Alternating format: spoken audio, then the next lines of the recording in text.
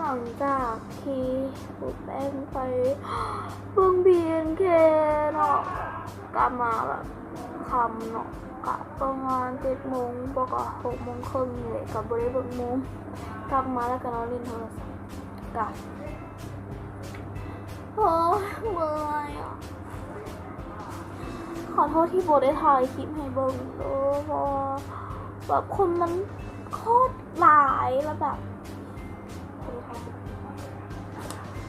จะกระซ้างมันเถอะเนาะ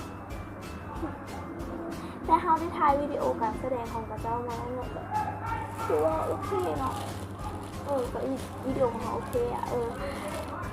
เสียดายอะน่าจะไปฮับที่สนามบินเอาเพราะว่าที่สนามบินอะคนก็ไม่ได้หลายนะแต่ยูไอเต็กนะเป็น10,000 คนอะขอบอกเลยแบบโอ้ยหัวใจนี่คืออะไรเนาะคือทุกคนกับฮู้ดีแล้วเนาะว่าไอดอลเนาะที่แป้งมักที่สุดในดวงใจก็คือ BNK แล้วผู้แป้งเนาะคามิโอซีไผ่เนาะผู้แป้งคามิโอซีโมบายที่จริงก็จำเป็นต้องว่าก็ได้มั้งกับโมบายแล้วแล้วคามิโอซีโมบายเนาะแต่โมบายโบได้มาคนที่มาก็จะมีปูเป้เนาะน้ำหนึ่งเนย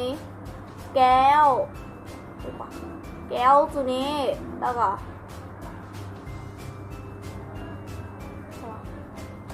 เอ้ยปูเจือเอาไหมเด้อปูเป้น้ำหนึ่งเนยออนตัวนี้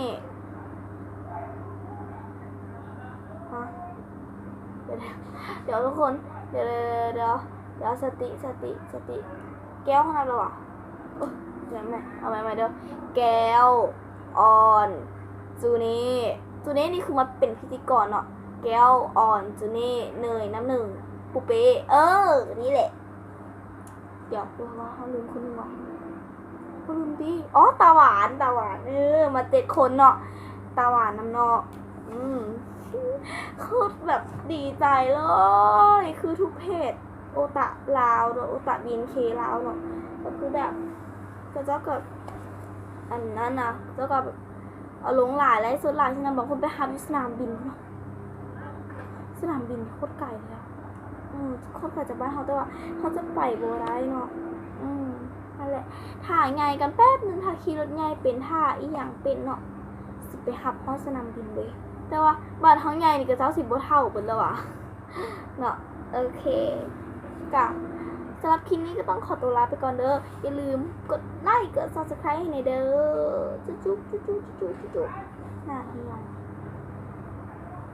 โอเคบ๊ายบาย